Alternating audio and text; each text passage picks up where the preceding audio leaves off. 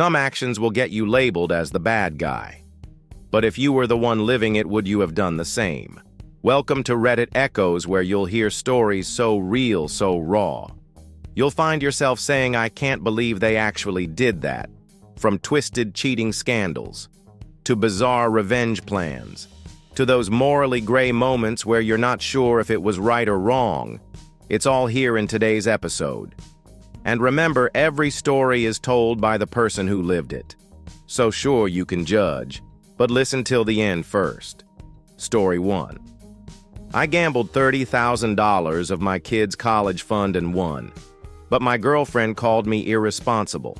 I know it sounds crazy, but hear me out, because I won. Last week, my best friends and I took a trip to Vegas. It had been a while since we got together, and before you ask, yes, we all got tested for COVID. No symptoms, unless you count a few of us being slightly addicted to gambling, myself possibly included. For context, I've always kept a separate gambling fund. I'm a planner. I never touch rent money, food money, or the kids' savings. But then the pandemic hit, my girlfriend lost her job, and that gambling fund. Yeah, it vanished, went toward rent. Life happens. So there I was, standing in the neon-lit casino, adrenaline buzzing, hands itching, and I did something risky. I pulled $30,000 from my kids' college fund. Now, before you throw your drink at the screen, listen. My oldest is 14. My youngest is 11. I've got a whole decade to put it back. I thought just one bet, win a little, refill the account. What could go wrong? And then I won. Not just won, I hit it big. I made nearly 25% profit on that money in one night. I've never felt anything like it. I felt smart. I felt lucky. I felt like I proved I was still that guy, the one who could make bold plays and walk away richer. I called my girlfriend immediately, practically shouting, "You won't believe it, I won, everything's back on track." Then she asked, "What money did you use to gamble?" I hesitated. Well, the kids' college fund. She didn't even let me finish. You're an irresponsible piece of Saint. What the hell were you thinking? I'm telling the kids their dad just gambled away their future. Click. She hung up. It's been 3 days. No texts, no calls, nothing. I've messaged her. I've apologized. I even said stuff like, yeah, okay, it was dumb, but I won, didn't I? Still nothing. And honestly, I don't get it. If I had lost the money, sure, I'd be the worst dad on earth. But I didn't lose it.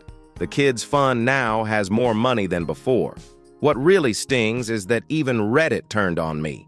People came at me like I've been throwing college tuition into blackjack every weekend. One comment said something like, I once dropped a baby, but it landed on a pillow and started laughing. So clearly I didn't do anything wrong. Brutal. I honestly thought people would congratulate me, maybe even call me a financial genius or something. But nope. Reddit labeled me a morally bankrupt degenerate. One guy straight up wrote, if your net worth isn't over $5 million, you're just a gambling addict with kids. And my girlfriend. Still radio silence. But then I started thinking, maybe, just maybe, taking my kids' college money and chasing a thrill at a roulette table wasn't the wisest move I've ever made. Maybe being a dad means winning isn't just about the money. And maybe she's not mad that I gambled. She's mad because I risked the one thing that should never be put on the line, our kids' future. She still hasn't forgiven me. And I'm still debating whether I should confess to the kids or just quietly return the money and pretend it never happened. But if you're reading this and you've ever thought one big bet could change everything, trust me, the price you pay isn't always in dollars. Story 2. The Clona Willy Collection and the Gentle Revenge. I know this sounds weird, but hear me out before you judge. I was stuck in a marriage that was colder than a freezer and drier than the Sahara. Sex nearly extinct. Every Valentine's Day. I tried to make things fun, a silent, desperate plea for intimacy. So I gifted my wife a Clona Willy. Yep, a molded replica of my little guy. Not just one every year. A collection. A gallery, if you will. She never used them. Never even laughed. I tried to keep it light, like, Hey, remember sex? We used to do that thing. And then the marriage ended. Shocking, right? The divorce got pretty ugly, but the part I never expected. She kept the entire Clona Willy collection. I was like, can I have those back? Kinda weird leaving parts of me behind. And she looked me dead in the eyes and said, "They're mine now." Sure. Like she was keeping my ashes in a fancy vase or something. Then as fate would have it, she got a new boyfriend. This CrossFit-obsessed bro who treats deadlifts and keto like religion. Met him a few times, he looked at me like I was human garbage because I couldn't do 50 burpees in 30 seconds. The final straw, I found out he was sharing deeply personal stuff about me with his gym bros stuff my ex, and I had agreed to keep private. Yeah, I'd had a few experiences with adult toys. Nothing shameful, just private. She broke that agreement, told him everything, and he laughed about it like it was story time at the squat rack. That hurt. Not because I was embarrassed I'm comfortable with who I am, but because of the betrayal. I kept my word. She didn't. So I decided to clap back. No drama, no threats, no shouting. I just sent him one simple message. Hey man, if you ever want to admire the full Clona Willy collection, check the purple box on top of the closet in the second floor bedroom. That's it. No insults. Just a little reminder. A few hours later, I got a reply. Not in English. Looked like Dutch or German or some language laced with pure emotional trauma. Rough translation. Oh God. I saw it. I will never unsee it. I spit coffee all over my keyboard. Yep. He opened the box and found the infinity stones of NSFW memorabilia. Different sizes, colors some with glitter. All lined up like they were ready for the Avengers of awkwardness.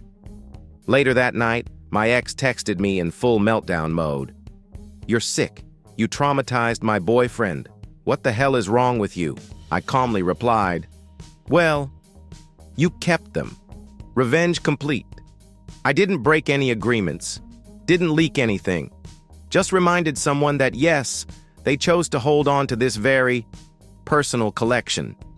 And no, I don't regret it. If you betray me, if you break even the most basic respect in a divorce agreement, then you better be ready for a very specific kind of nightmare, the kind that comes in a purple box and is shaped like a penis. I may not lift weights, I may not be on keto, I don't CrossFit, but I strategize, and I play the long game." Story 3. I promised I'd never cheat again. Then I fell in love with a married man. I know I'm a terrible person. I know. You might have come across one of my older Reddit posts, maybe the one where I confessed to cheating on my fiancé. I swore I had learned my lesson. I said I'd never do it again and that we were going to couples therapy. Sounds responsible, right? 6 months later, here I am, back on Reddit. And this time, I'm in love with a married man. No, this isn't a joke. I'm 28. He's around the same age. We work at the same company. He's handsome, goes to the gym, and wears cologne that smells like it was chemically engineered to destroy my self-control. And the way he listens to me, the way he's kind and attentive while my fiancé is glued to his video games, I'm not making excuses. I'm just saying it made me feel alive again. It started with harmless office chats, then late-night texts. And one night he said, "I feel like you're the person I was supposed to meet all along." And I fell. Hard. In every sense of the word. I was still engaged. But emotionally, I had already packed my bags and moved out. I'd written a previous post about how my fiancé found out I'd cheated before. We both cried. We hugged like we were both victims. He said he'd give me another chance, but with a few temporary boundaries until we started therapy. I agreed, begged, apologized, promised a fresh start. Spoiler. There was no fresh start. I kept seeing my co-worker. Not just secret hand-holding, we were sleeping together. So often I could describe the bed sheets in his house better than my own. He told me he was planning a divorce, that his wife didn't love him anymore. And I believed him. I still remember the guilt every time I came home.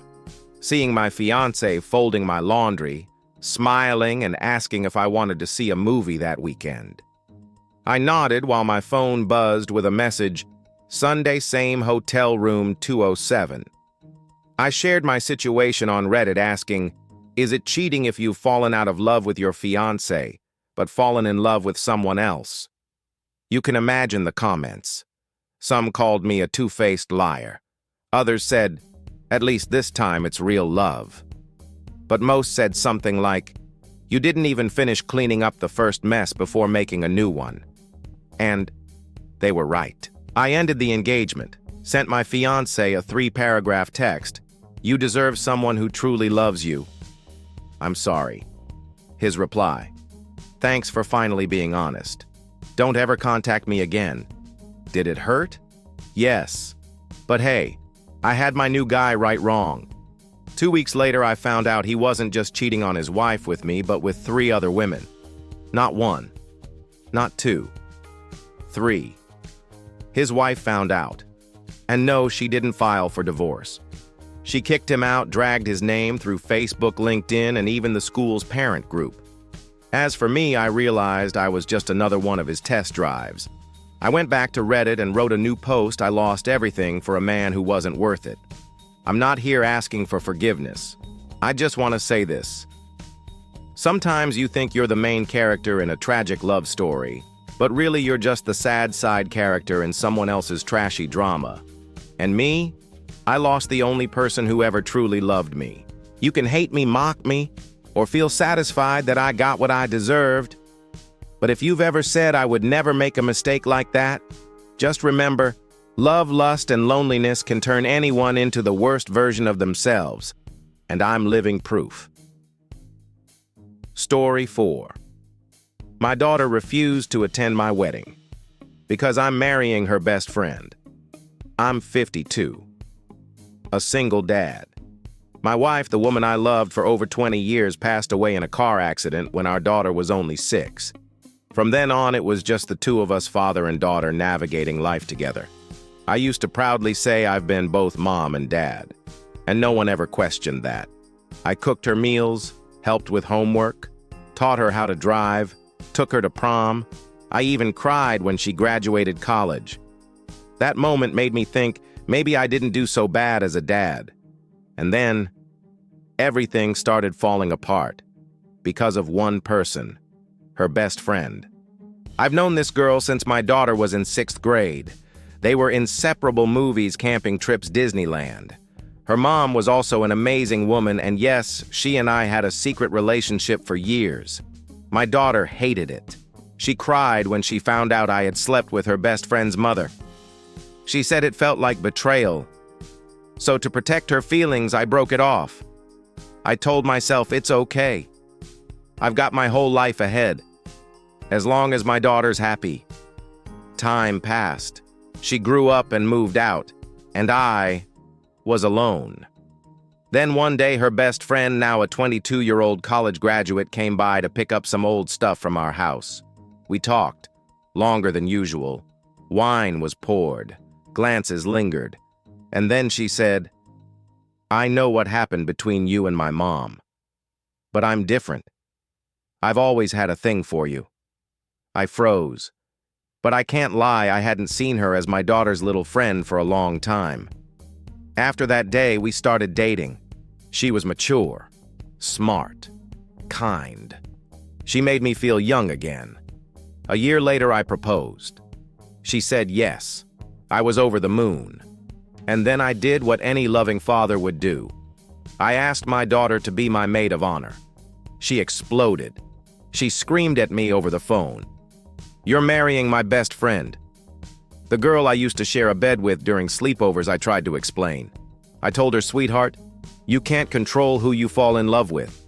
I've been so lonely. I need someone. But she wouldn't listen. She hung up. It's been 3 months. She hasn't spoken to me.